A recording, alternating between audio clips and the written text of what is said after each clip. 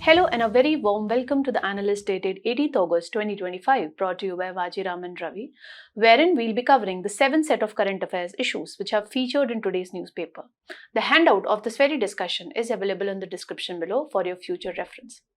Beginning with the analysis section, firstly we'll try and understand India's performance when it comes to the patents landscape, what all steps the government has taken to improve the IPR regime and what more needs to be done. Moving on to the second topic, herein we'll try and understand that how India's engagement strategy with Namibia and other African nations is different from that of the Western nations, and why Namibia as well as other African nations are strategically significant for India's interest. Moving on to the simplified section, herein we'll be covering the 5 set of current affairs issues in the most simple manner possible, and we'll also be doing the value addition which would be relevant for your prelims examination. So stay tuned. Now, let's begin with the first topic, which is dealing with India's performance when it comes to the IPR landscape. This particular topic you can associate with GS Paper 3, issues relating to intellectual property rights. Now, if you go by today's article, which has appeared in The Hindu, and if you go by this year economic survey as well, what we have seen is India has made great advancement when it comes to the number of patents, the number of trademarks, the number of designs being filed, and the number of them being approved. That is the reason today's editorial rightly points out that India is steadily moving from being merely a consumer of global technology to becoming its creator. And first thing you need to understand is why Indian government is, giving a boost to this innovation culture, because it is needed to realize the idea of Atmanirbhar Bharat as well as Make in India. Now, before we explore India's performance when it comes to the IPR regime, let's just understand the different terms which are related to intellectual property rights. First is patent. When can you get a patent? If you have come up with a new product altogether, or you have come up with a new process, cost-effective process to create a same product which was already there in the market, but you have come up with a new process to create that particular product. This is something that we see in the pharmaceutical sector. Either you come up with a new drug to treat a particular disease, or a drug is already there in the market, but you have come up with a unique or cost-effective way to create that particular drug. Okay, in that case, you can get the patent rights. What is copyright? It basically deals with the literary, artistic work. Okay. What is trademark? You must have seen, Katawa apple when it comes to the Apple products. That is trademark. That enables the Apple company to differentiate its products from the other entities' products. And what is design? It deals with the aesthetic or the visual appearance of a particular product. For example, Coca-Cola has got this design rights for its Coca-Cola bottle. So the other cold drink making companies cannot, design their bottle the same way the Coca-Cola company has done. And this is something that you see more in the automobile sector, okay, the way a car is being designed. So it deals with the visual appearance of a particular product. What are the laws which govern these particular intellectual property rights? So when it comes to patent, it is the Patents Act of 1970, Copyright Act of 1957, Trademark Act of 1999, and when it comes to design, it is regulated by Designs Act of 2000. Now, what is the nature of the subject matter when it comes to patent? Technical and functional innovation. You come up with a new product or you come up with a new process to create a product.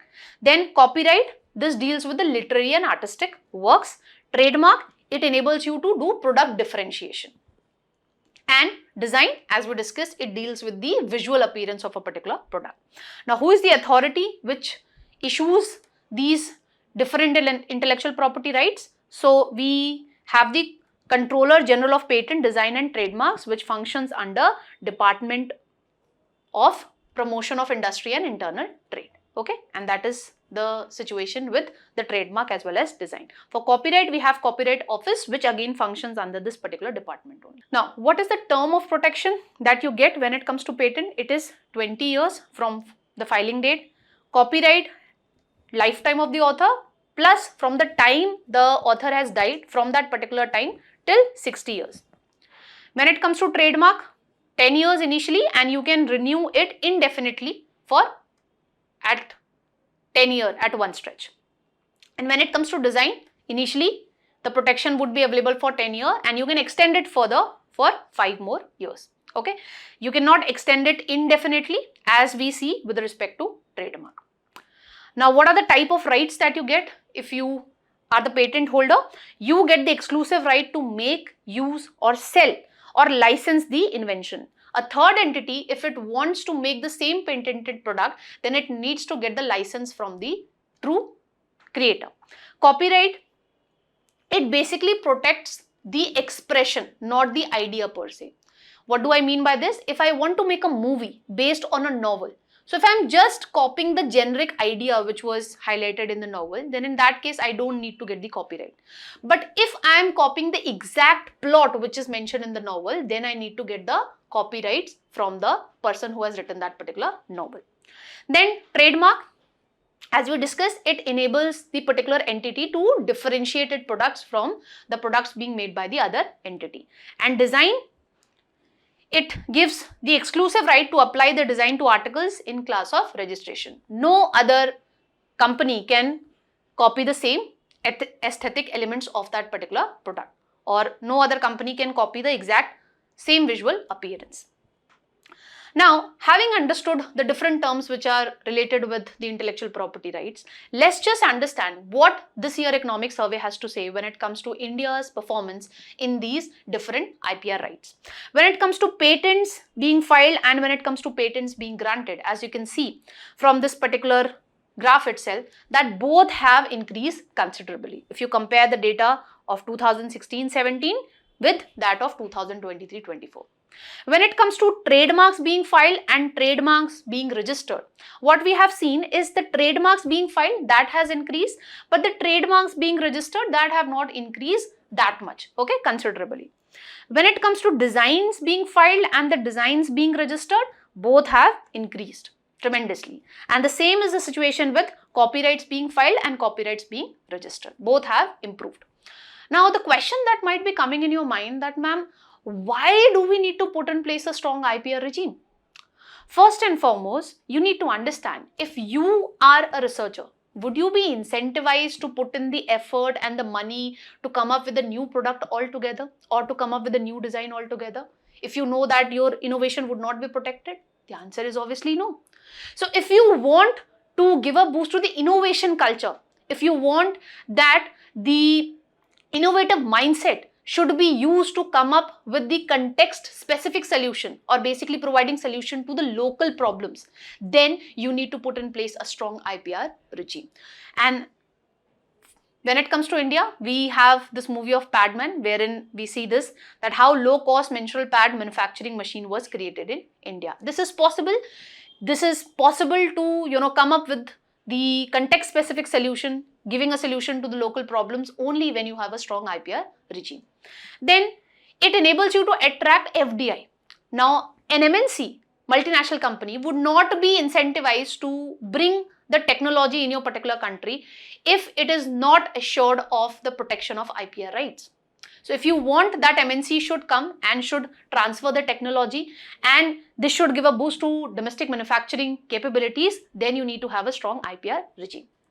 Then if you want to create a knowledge-based economy, giving a boost to innovation culture, then you need to put in place a strong IPR regime. Only then the pharmaceutical industry or the other sectors, they would be incentivized to come up with the new drugs or to come up with the better cost-effective process to create a particular product. Then it enables you to enhance your export performance also, what we did when it comes to the vaccine technology. And lastly, it is needed to fulfill India's obligation because India is a signatory to international conventions like TRIPS, Berne Convention, which deals with the copyrights. Now, when you go by the World Intellectual Property Indicators 2024, which is released by WIPO, World Intellectual Property Organization, India secures position in top 10 countries when it comes to patents, trademarks and industrial designs. What are the other trends that we are seeing when it comes to intellectual property rights? Let's just explore that. According to PIB, we have witnessed a considerable improvement when it comes to patent to GDP ratio. It has improved from 144 in 2013 to 381 in 2023. Now, you must be thinking that, ma'am, what is this patent to GDP ratio? It is basically assessing the economic impact of patent activity. Ultimately, whatever patents are being approved, they have an economic value. They are enabling you to come up with a new product or with a cost-effective process to create a particular product. Okay, and that enables us to give a boost to the manufacturing capabilities and ultimately giving a boost to GDP. That is what we are measuring through patent to GDP ratio. Then when it comes to industrial design applications, what we have witnessed, what are the sectors which have filed majority of the application? That is textile, accessories, tools, health, cosmetics, etc. And when it comes to the global scenario, China and USA, they are dominating when it comes to patents and trademark space. But India has improved performance when it comes to industrial design. So it is enabling India to come up with better product designs, okay, which have a great visual appearance. And this enables us to move in the direction of product differentiation in respect of aesthetic elements, okay. And this would ultimately give you an edge when it comes to the exports. Then when it comes to the trademark ranking at a global level, India has been ranked 4th globally in 2023. And trademark basically implies what? As more and more entities are going for trademark registration, this implies that there is a strong focus on brand protection. And majority of the trademarks have been filed from these sectors: health, care, agriculture and clothing. Now, let's just delve into what today's article has to say when it comes to the patents landscape in India. So, the article is pointing out that if you compare the number of patents being filed, if you compare it from 2000 to 2023, what you witness is, in 2000, merely 20% of the patents were being filed by Indians. This has increased to more than 50% in 2023. Then, if you look at the average time being taken to approve a patent in India since 2000, that has also improved commendably. Previously, it used to take 8 years. Now, the patent is being approved within the same year in which it is being filed. And one more interesting trend that we have witnessed with respect to patents is the entities which are filing the patents. In 2001, it was majorly the corporate entities which were filing majority of the patents. Less number of patents were being filed by the educational institutions as well as individual. But in 2023, we have seen a considerable change here. Okay. Now the educational institutions as well as the individuals are filing more number of patents and the corporate entities are filing less number of patents. Now, having understood the improvements made by India when it comes to the IPR, let's just understand what all steps the government has taken to give a boost to this innovation culture in India. We have the intellectual property rights policy of 2016, which is an overarching legislation which covers all the different terms that we discuss with respect to IPR rights. It talks about awareness in the domain of IPR, protection of the IPR rights, etc. Then recently in 2024, the government notified the changes to IPR rules 2024, which has again given boost to this innovation culture because we have expedited the examination of the patents being filed by specified groups. We have specified the timelines, okay, when the patent would be filed by a particular educational institution or MSME, startup, etc. What would be the timeline? And the government has also reduced the application fee by 80% if the patents are being filed by educational institution, MSME, startups, etc. And we have fully digitized the patent filing process. Then we have the Atal Innovation Mission, which was started by the NITI Aayog in 2016 to give a boost to this innovation culture when it comes to our educational institution, and that has beared fruits as well. Then in the domain of awareness when it comes to IPR rights, we have the Kapila, that is Kalam Program for IP Literacy and Awareness of 2020. Herein, we are improving the IPR related awareness, especially when it comes to higher educational institution. Then, what did we discuss right now in this chart number 3? That we are witnessing a change in the entities who are filing the patents. And what we have witnessed in that the educational institutions are filing more number of patents. How this has been possible? Because the universities have established dedicated intellectual property rights cells, and they are also created legal support units to provide support to the faculties and the researchers. And due to this, what we are witnessing, that the number of patents being granted to IIT Madras, that has actually doubled if you compare the data of 2022 to 2023. And at the domestic front, IIT Bombay is leading, okay, when it comes to number of patents being granted. And this has been possible because of this support, units and the IP cells being created at the university level. And the government is also providing support to the researchers and the educational institutions for the commercialization of the IPR rights. For this, it has established the Technological Innovation Support Centers in the universities. This would be providing legal support to the researchers and the faculties when it comes to filing of the IPR rights, and this would enabling them to easily commercialize their patent rights.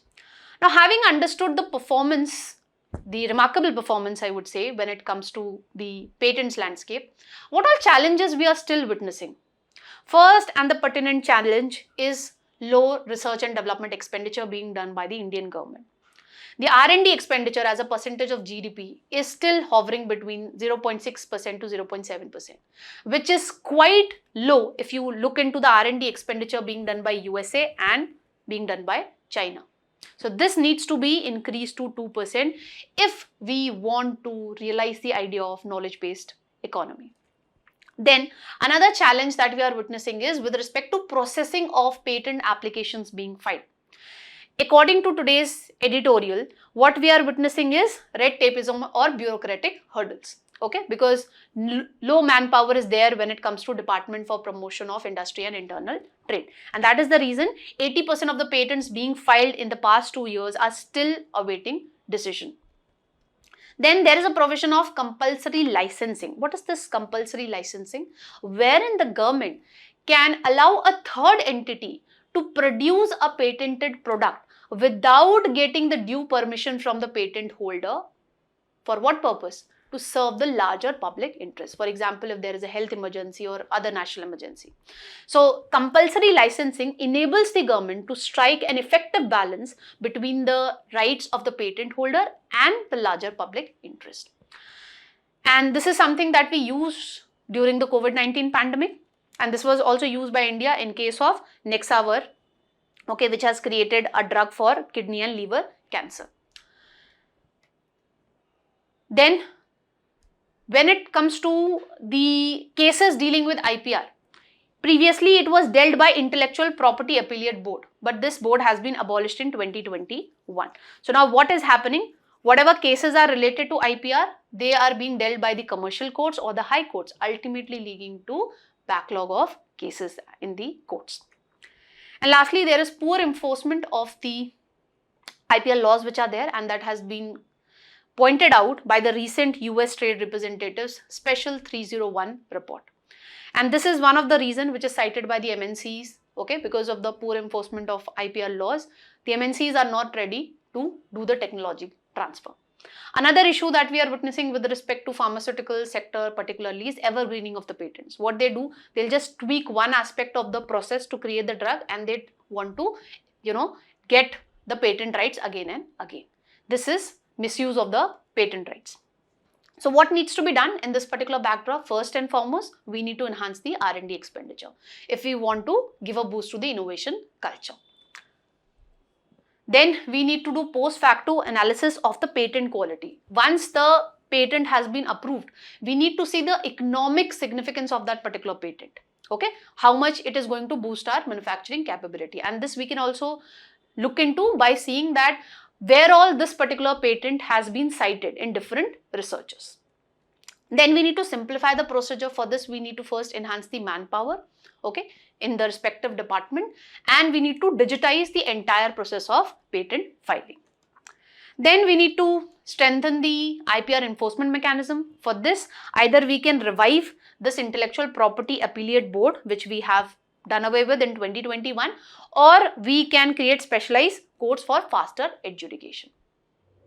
All this would go a long way in realizing the idea of knowledge-based economy as well as realizing the ultimate goal of Atmanirbhar Bharat.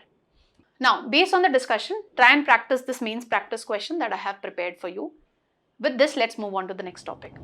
Now, recently, an editorial has appeared in The Hindu, which is pointing out that how India's engagement strategy with Namibia has shown a new way to engage with African nations and how it is different from the engagement strategy being adopted by the Western countries.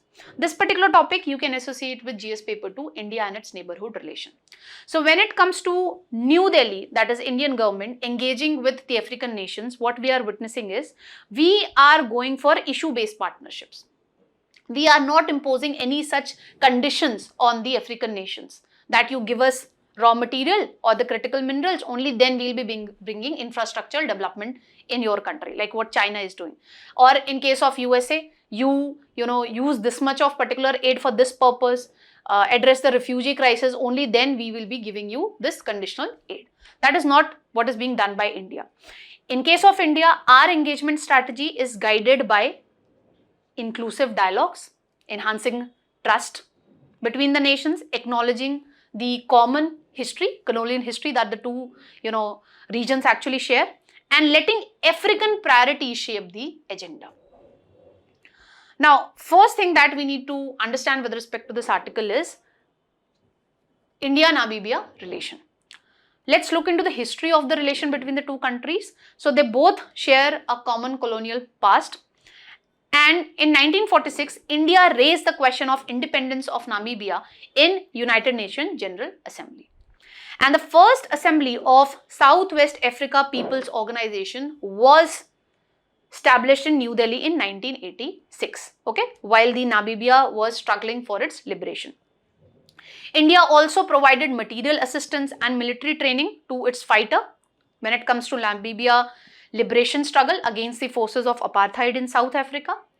And the Indian officer, that is Lieutenant General Diwan Prem Chandra, he commanded the United Nations Peacekeeping Force during Namibia's delicate transition to independence. Namibia finally got the independence in 1990. You can get a prelims question with respect to the countries which are bounding the Namibia. So it is Angola, Zambia, Botswana and South Africa. Now, why Namibia is important? It is important from the point of view of energy security because Namibia is the third largest producer of uranium and we need uranium, okay, if we want to move in the direction of low cost technologies. Then the two countries share good economic as well as bilateral relation. So when you talk about the trade between the two countries, it has witnessed an improvement of more than 170% between April and November 2023 and currently it is $654 million. And the main items that were traded, that is mineral oil, pharmaceutical products, machineries and cereals. Then India has also invested heavily when it comes to Namibia. According to Ministry of External Affairs, India's investment in Namibia is approximately $800 million. And especially this investment is in zinc and diamond processing industry sector. Then we are also providing capacity building support to Namibia. We are providing training to Namibian defense personnels, diplomats, public health officials and cricketers under the Indian Technical and Economic Cooperation Program. And under the Project Cheetah, Namibia gave us 8 cheetahs, okay. Further, India has provided developmental assistance to Namibia way back in 2019 when Namibia was struggling with drought. So India provided rice. Then in 2021, we provided the vaccines for the COVID-19. Then there is huge international cooperation between the two countries because Namibia is a key collaborator when it comes to Global South broader effort. What is Global South? Wherein the emerging and the developing economies, okay, of the Global South, they are coming together so that in order to ensure that there is not the hegemony of the northern countries only when it comes to deciding the international rules-based order. And you need to let me know in the comment section which is the line which separate the global north from global south. We have discussed this in the previous analyst as well. So that is the reason I want you to let me know in the comment section. Then when it comes to Namibia, it has also extended support for India's candidature for permanent membership when it comes to UN Security Council. Now, recently in July, the Honorable Prime Minister Narendra Modi paid a visit to Namibia. you need to make note of this fact that this was the first visit by the Indian Prime Minister in nearly 3 decades. And during his visit, he was honored with Namibia's highest civilian award, which is Order of the Most Ancient Welwitschia Mirabilis, which is actually named on the national plant of Namibia. And this particular civilian award, which has been conferred on the Honorable Prime Minister Narendra Modi. So Narendra Modi has become the first Indian leader to receive this particular honor. This national plant of Namibia is also called as a living fossil. Why? Because of its remarkable longevity and other unique features which are there. And it is native to Namib Desert, which is found in Namibia. Now, what were the outcomes of the recent visit of Honorable Prime Minister to Namibia? So, 2 MOUs were signed with respect to entrepreneurship and health. Namibia gave its approval to Global Biofuels Alliance and the Coalition for Disaster Resilient Infrastructure. And Namibia has become the first country in African region to adopt India's UPI infrastructure. Okay, on this you can get a prelims question also. Now, having understood India-Namibia relation, let's just explore that why this African region is strategically significant for India. First and foremost, it is important to safeguard India's geopolitical and maritime security interest. How come? India has established its naval base in Mauritius in 2024 under the Necklace of Diamond strategy. What is this Necklace of Diamond strategy? This is basically to counter Chinese string of pearls theory. Okay, and as you can see through this particular diagram, what India is doing under this Necklace of Diamond strategy, it is developing military bases, it is developing naval bases, and it is encircling China. So it is basically trying to enhance its presence when it comes to the Indian Ocean region, and this is being done to basically counter the China string of pearls theory. So from that perspective, African region is very important. Then Africa is also a rising economic power. This African Continental Free Trade Area, which has been created recently, it has created a single market of 1.4 billion people. So imagine the market which this particular region can provide to Indian industries. And when it comes to the trade between the two regions, okay, India is the 4th largest trading partner when it comes to Africa, and the trade between the two, African region and India, is $100 billion in 2023, which is expected to go up further, provided the single market which has been created. And India is the 10th largest FDI source for Africa. So the two countries share very good economic relations as well. Then this region is very crucial, especially from the point of view of critical minerals. We have discussed the case of Namibia, that how it is one of the largest producer of uranium. And when it comes to the Democratic Republic of Congo, this provides over 70% of the world's cobalt, which is very much crucial for our renewable sector. So this particular region is very much crucial if we want to realize the national determined contributions that we have promised under the Paris Climate Agreement. Then India also have diplomatic leverage because the African Union became the permanent member of G20 when India was holding the presidency of G20. And the two also, raised the concern with respect to intellectual property rights at WTO with respect to COVID-19 vaccines. Okay, because the developed countries were saying that we have created these new COVID-19 vaccines, so we should get the intellectual property rights. But keeping in light the interest of the larger public, the African nations as well as the Indian government was talking about intellectual property rights favor, especially for the COVID-19 pandemic. Okay, because COVID-19 was a global issue. And at that time, we can't look into the profit margins of the companies. Okay.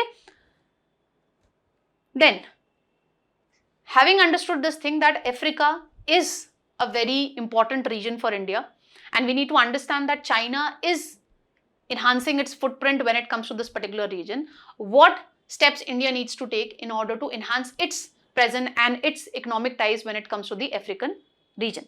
So we need to go with this adaptive approach. We need to not being guided by China's policy, wherein they made a promise that you give us these critical minerals, uranium, etc., and we would be ensuring infrastructure development. Recently, an editorial has appeared in The Hindu, wherein this issue was pointed out, that how the different African nations are raising this concern of broken promises which were made by China, because China has sourced the critical minerals from these African nations, but it has not brought the essential infrastructure development in the African nations. So this is not something to be done by India. We should prioritize the interest of the African nations first. Okay, so that should be our approach. We should be guiding our relation with the African nation, sharing the historical solidarity, because both were under the colonial control.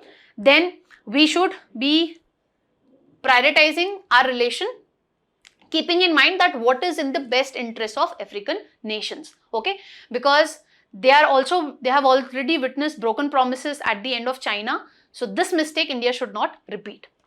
Then we should leverage the strategic dialogue framework. Okay, we should put in place an adequate platform wherein the two regions can collaborate on a regular basis. So we need to take good advantage of the India-Africa Forum Summit if we want to solidify our relations going further.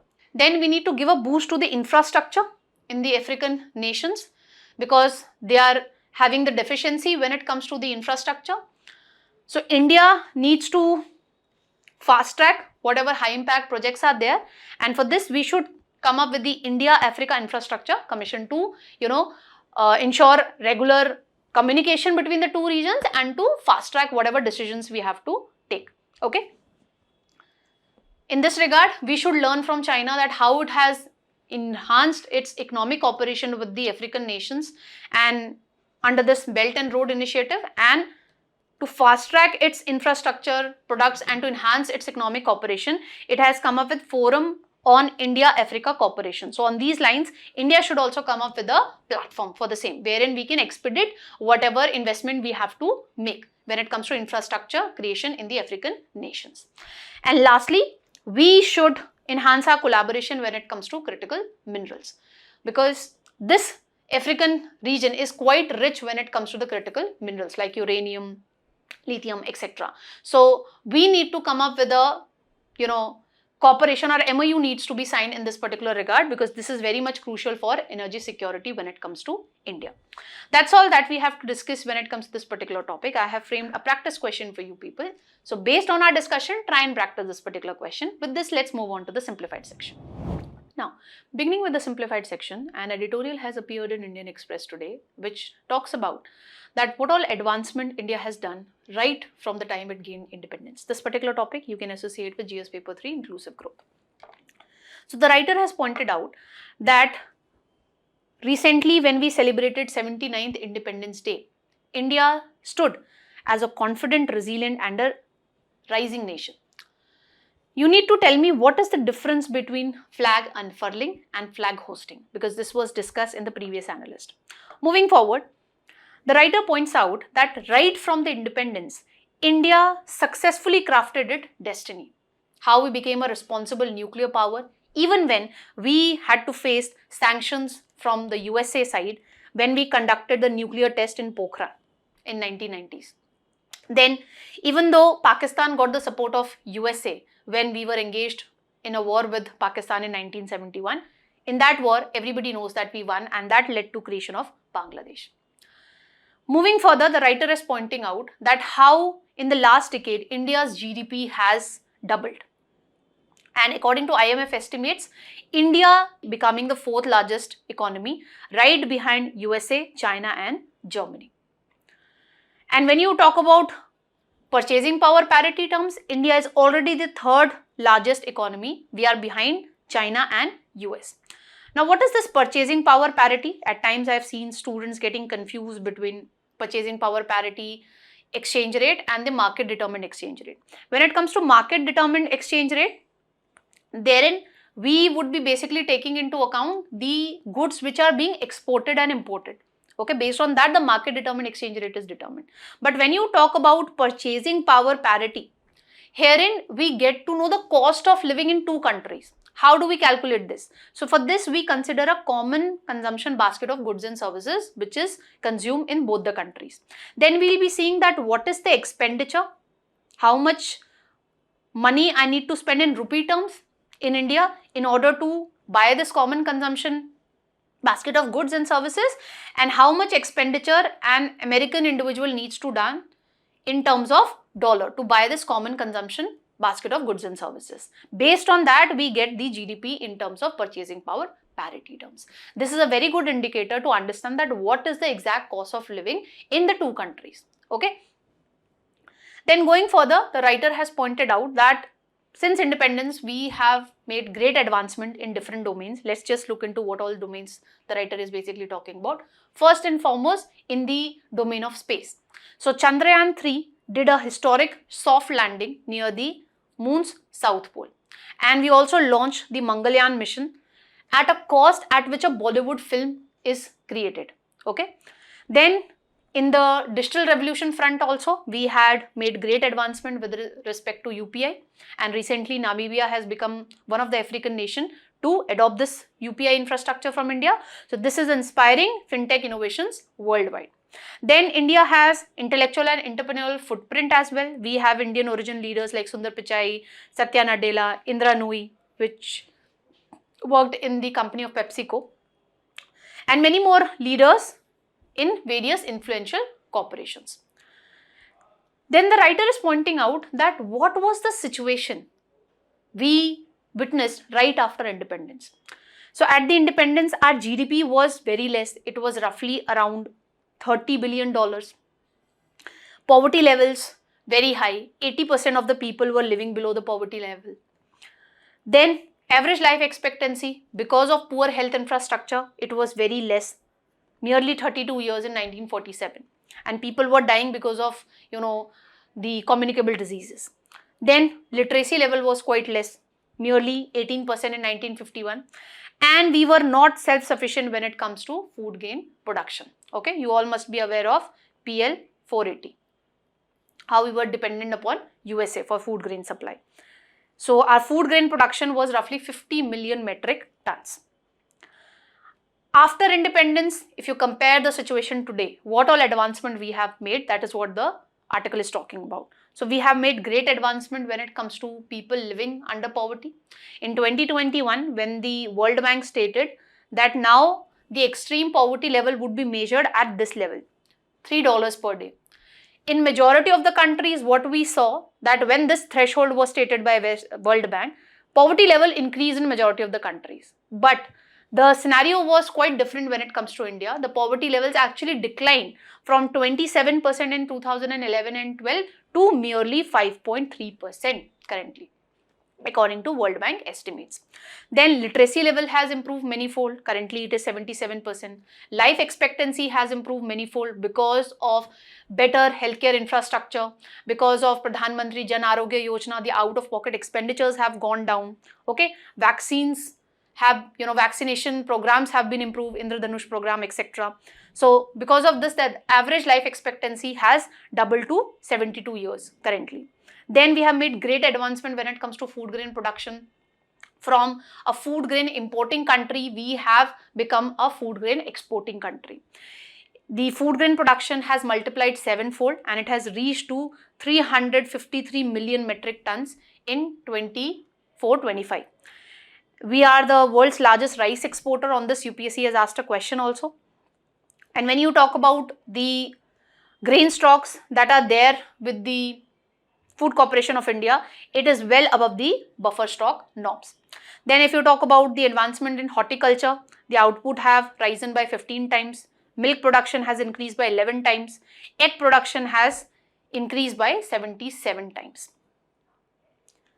And from financial year 2015 to 2025, India's real GDP has also grown at an average rate of 6.5% annually. Okay, what is real GDP and how it is different from nominal GDP? So in real GDP, this is something we have discussed in previous analysts also. In real GDP, what we take into account, the price that was prevailing at the base year multiplied by the quantity which is being produced in the current year. How do we calculate the nominal GDP? We take the price of current year multiplying it by quantity produced in the current year. Okay, this gives you nominal, this gives you real GDP. Why real GDP is important? So that we can understand that the inflated GDP figures that you're getting, is it because of increase in production of goods and services, or is it merely because of rise in prices? Then the writer further points out that the agriculture GDP has expanded by 4% per year, well above the population growth rate of 1%. As a result, India has become a net exporter of agriculture products. We are a major exporter of rice. But there are several challenges that we are still witnessing. First and foremost challenges with respect to nutritional security. So if you go by the recent Global Hunger Index of 2024, we are seeing that 35.5% of the children under the age of 5 are stunted. That means they have lower height as compared to their age. And 18.7% are wasted. That means they have lower weight as compared to their age. Okay. So this points out to severe hunger situation which is there in India. So we need to address that. Then the writer further points out that we need to rationalize the food and the fertilizer subsidy. Together they account for 3.71 lakh crore in this year budget.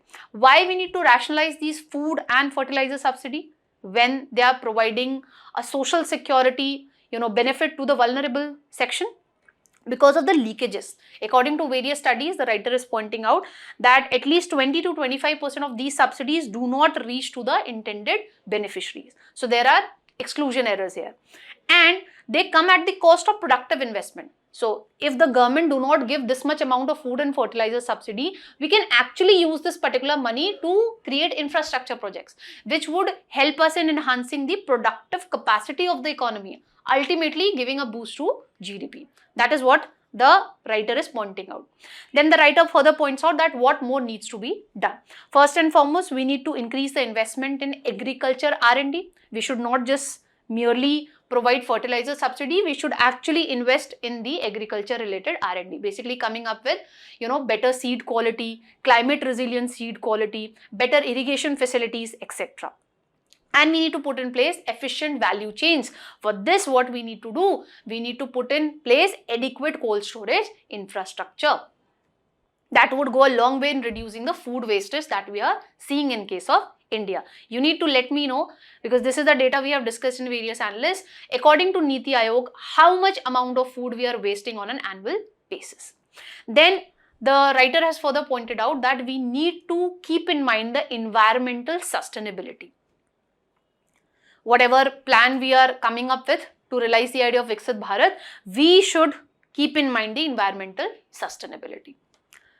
And we should focus on accelerating growth, but we need to also make sure that the growth should be inclusive. That means the inequality level should not increase. We need to address the jobless growth scenario as well. We should not just focus upon the GDP figures, we also need to make sure that there is less inequality. Women face less gender related barriers when it comes to joining the workforce, etc. And we need to cut down upon the bureaucratic hurdles. We need to address the issue of red tapeism so that we can, process the applications in a faster manner when it comes to patents, when it comes to getting clearances for establishment of an industry, etc.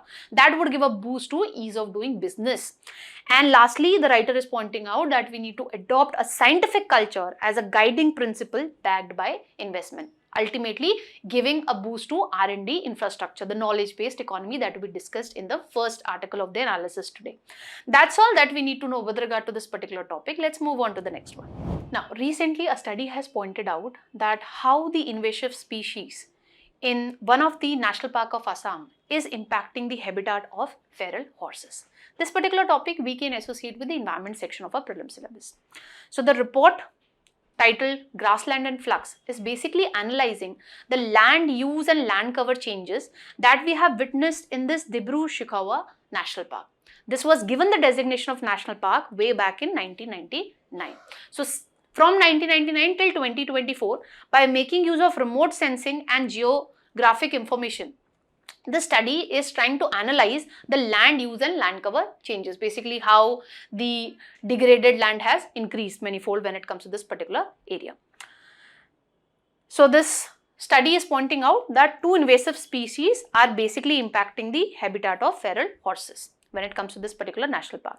What are these 2 invasive grassland species? So they are named as Simalu and Ajar in Assam, and their scientific names are Bombax sabia and Lagerstrioma speciosa. Now, first we need to understand what is invasive species. So, invasive species is one which is not native to a particular region. Okay, they are introduced by some or the other mechanism. They have faster reproduction capacity, so they can grow at a very faster rate in a very small interval. Then they have higher dispersal ability. Okay, they can grow very fast. They can thrive on different kinds of foods also. So dietary flexibility is there. Then physiological adaptability is there. They can adapt to different kind of climatic conditions.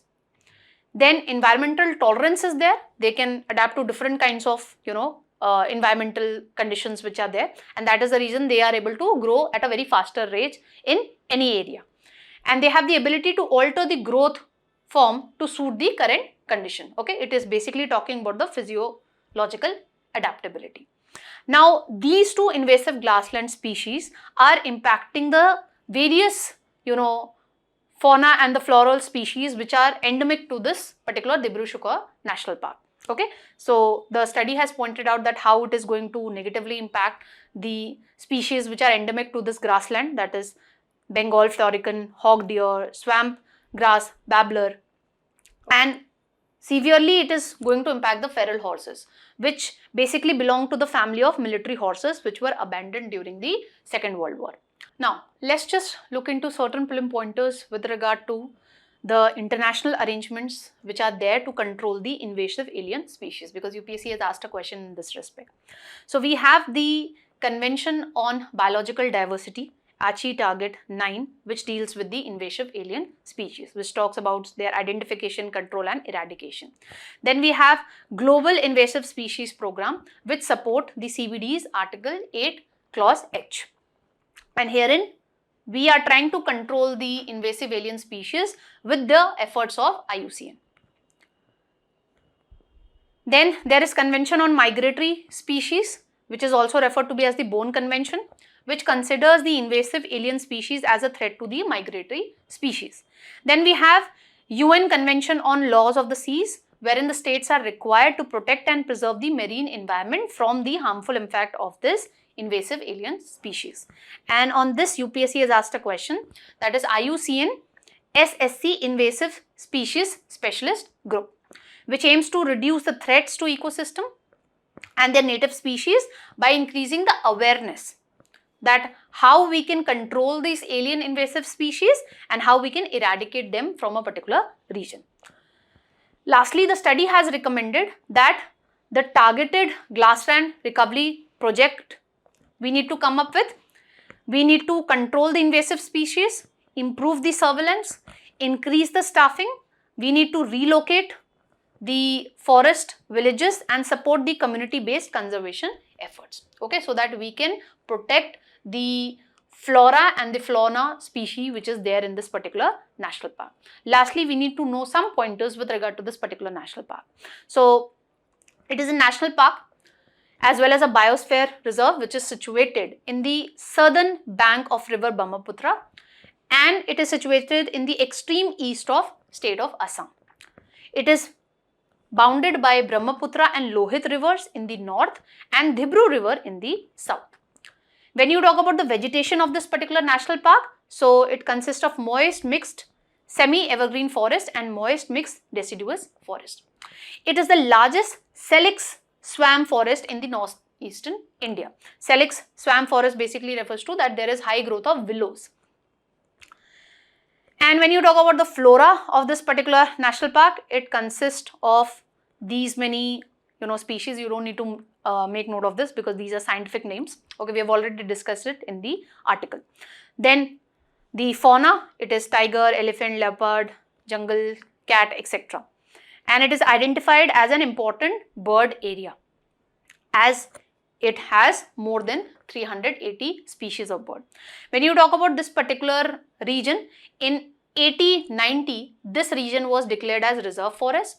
In 1997, it was declared as a biosphere reserve, and in 1999, it was declared as a national park.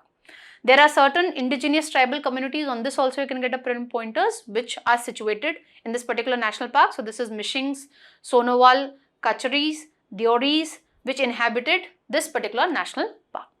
Now this was a question which was asked by UPSC with respect to invasive species specialist group. Okay, who develops this particular list? So you need to let me know the answers in the comment section because we've already discussed the answer.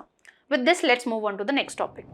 Now recently, India's rating has been upgraded by the Standard & Poor's. This particular topic you can associate with the economy section of the prelim syllabus. Now, before we understand that why Standard & Poor has upgraded India's rating, let's just understand what is the difference between credit rating agencies and credit information companies.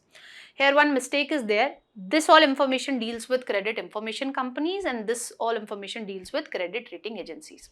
So when we talk about that who regulates the credit rating agencies, so this is your SEBI, and who regulates the credit information company, so it is your RBI. Okay. Then when it comes to the credit information companies, what are the example? Like your CIBIL, okay, Equifax and Experian. When it comes to credit rating agencies, examples are Standard & Poor, Moody's, Fitch, Brickswork, Ratings, etc. Then whose credit worthiness they are checking. So when you talk about the credit information companies which are regulated by the RBI, they are checking the credit worthiness of the individuals. When you talk about the credit rating agencies like Standard & Poor and Fitch, they are checking the credit worthiness of companies, NBFCs and the government. Okay, that is why the Standard & Poor has improved the rating of Indian government. Okay, then when it comes to the rating, when you talk about the credit information companies, they come up with a numerical score. Okay, like your CIBIL score could vary between 300 to 900. When it comes to the credit rating agencies like Standard & Poor, they would be giving the rating in alphabetical form. Okay, like AAA, AA-, etc. And what is the benefit?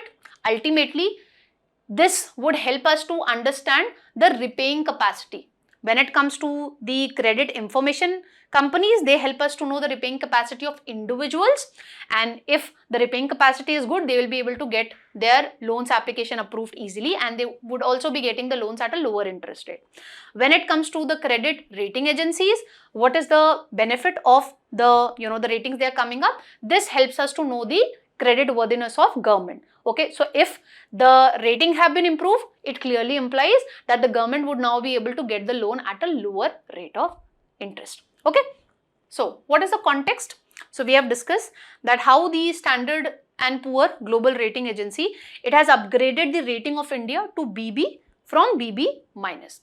So this is the upgrade done by the Standard & Poor after a gap of 2 decades. Last time it changed the rating of India was in January 2007. Now this has meaningful implication for the Indian economy. How come? Because when the credit rating agencies give you a rating, that implies the credit worthiness of the government. So this improvement in the rating implies what? That the Indian government has high credit worthiness. So because of this, the Indian government would be able to get the loans at a lower interest rate. Okay, and if you look into the India's economic progress, the last time when the Standard & Poor upgraded India's rating was in 2006 and 7. At that time, the real GDP growth rate was 8.1%, although it has come down to 6.5%. But according to Standard & Poor, India is one of the fastest growing economy. Okay, real per capita GDP, it has increased many-fold. Wholesale inflation, retail inflation, it has come down to a great extent. Debt to GDP ratio, it has actually increased. Okay, Forex reserve, we have made great advancement in this respect. These are majorly the indicators which have been kept in mind by the Standard & Poor when it comes to changing the rating of Indian government. Now, why the Standard & Poor upgraded India's rating? First, and foremost reason is the clarity when it comes to government finances. According to the FRBM Act of 2003, it states that the annual fiscal deficit needs to be maintained in a range of 3% of the GDP. But this target was barely met. It was met only once, that was in 2007 and 8. And post-COVID, the government has made great progress. It has reduced its fiscal deficit from 9.2% in 2020-21 to 4.4% in 2025-26. And going forward, the central government has clearly stated that now we'll not be going by a fixed annual fiscal deficit target that we need to reduce it to 3% of the GDP. Now we'll be guided by the debt to GDP ratio, okay, which we have planned that we'll be reducing it from 5.7% currently to 49% or to 51% by 2030. Okay, so the transparency which the government has ensured with respect to its fiscal deficit, that is one of the reasons why the Standard & Poor has improved its rating when it comes to India. Then, as I told you, if you look at this particular figure, the real GDP growth rate has gone down from 8% to 6.5%. But according to the Standard & Poor, India is among the best performing economies in the world. And the nominal GDP growth is higher than the pace at which the debt is increasing. Ultimately, debt to GDP ratio is coming down. This is another reason. Then the inflation level is quite less. Recently, the report came up wherein it was pointed out that how the retail inflation has gone down less than 2%. Okay, in July 2025, it was 1.55%. So the Standard & Poor has praised the RBI's inflation management record, and it is also pointed out that how lower inflation level would be attracting the foreign investors also. Now, why this credit rating actually matters? To assess the creditworthiness of the government.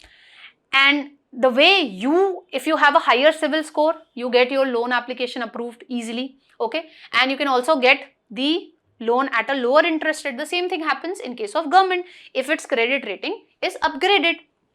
Then what is fiscal deficit? Fiscal deficit is how much expenditure the government is making as compared to its total income. Here when I say income, I would not be taking into account debt creating capital receipts.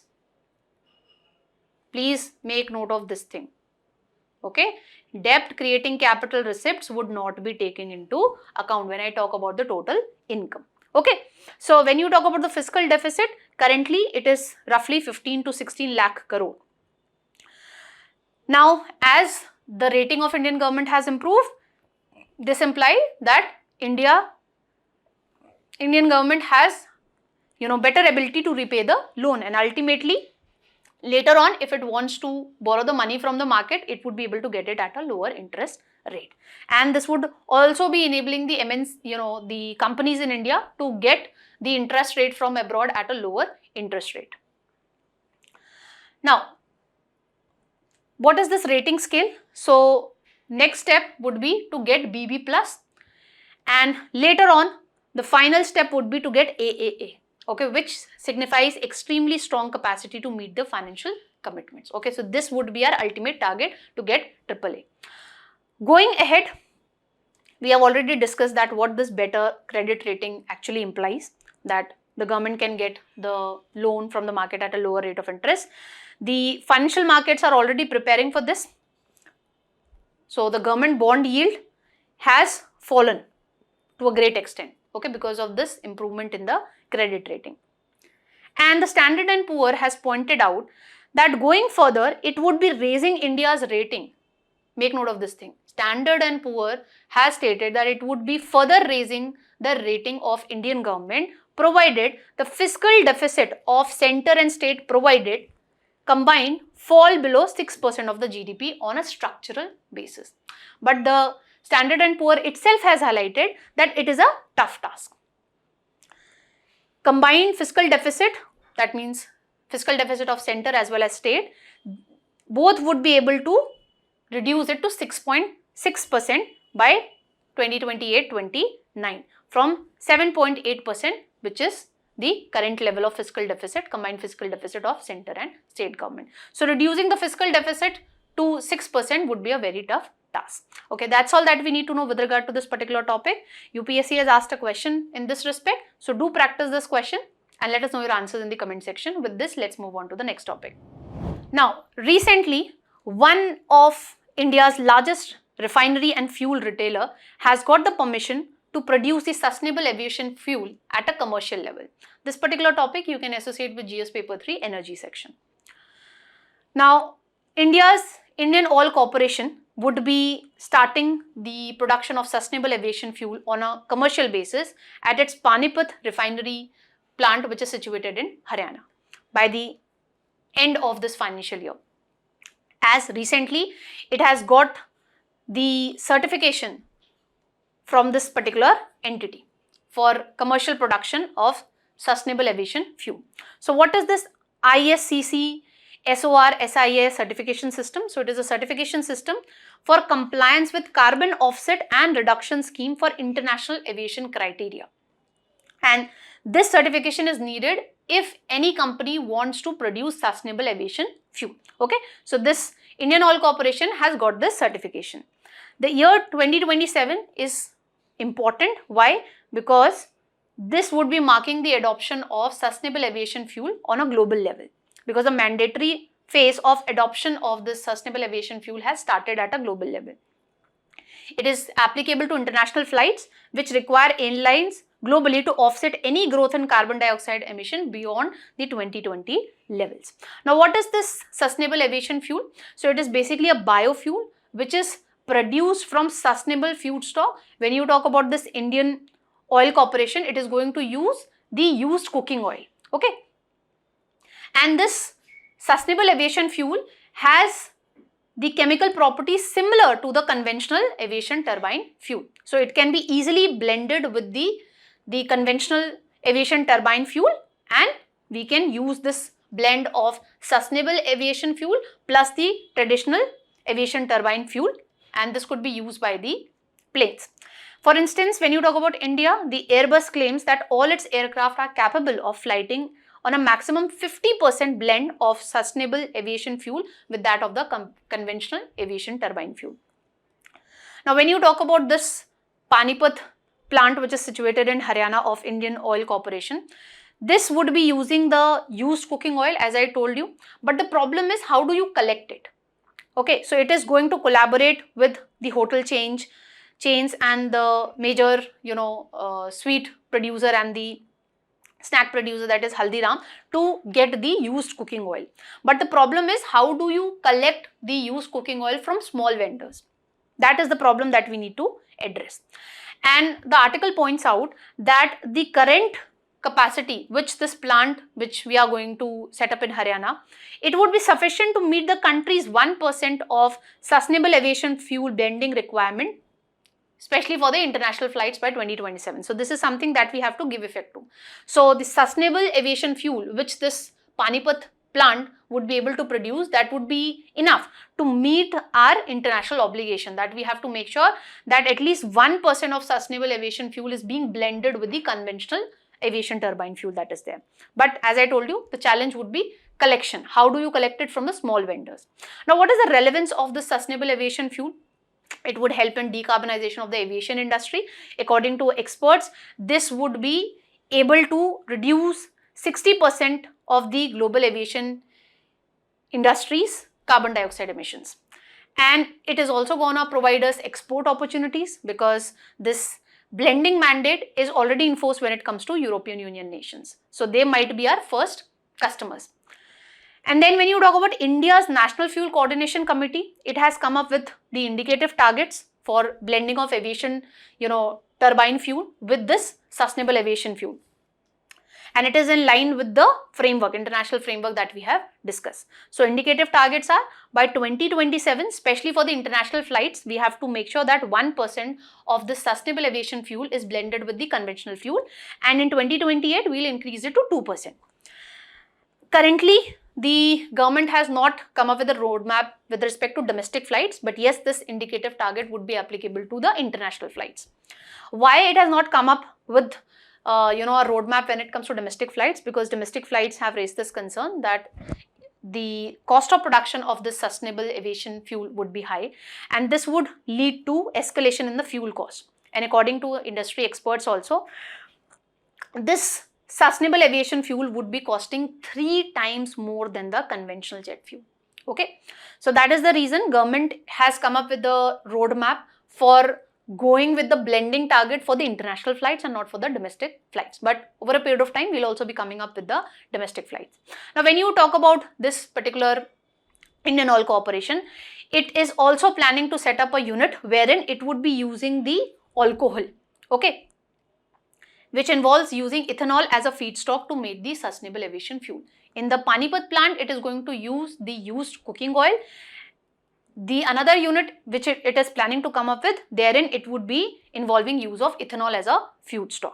Okay, and all such technology and units need to be certified before they can start the commercial operations. Okay, that's all that we need to know with regard to this particular topic. Let's move on to the next one. Now, today in the Lok Sabha, the Jan Vishwas Amendment Bill of 2025 would be placed. This particular topic, again, you can associate with the economy section of our prelim syllabus. Now, this Jan Vishwas Amendment Bill of 2025 intends to improve the ease of doing business when it comes to India. How? By decriminalizing certain minor offences. Previously, for those minor offences, either punishment was provided, okay, penalty was imposed, imprisonment was imposed. But with the help of this particular bill, what we are trying to do, we are trying to replace imprisonment maybe with a penalty only, okay, like what we did in the previous act. So we had the Jan Vishwas Amendment Act of 2023, wherein we decriminalized 183 provisions in 42 central acts. And through this act, what we did, government removed the imprisonment as well as the fines in certain provisions.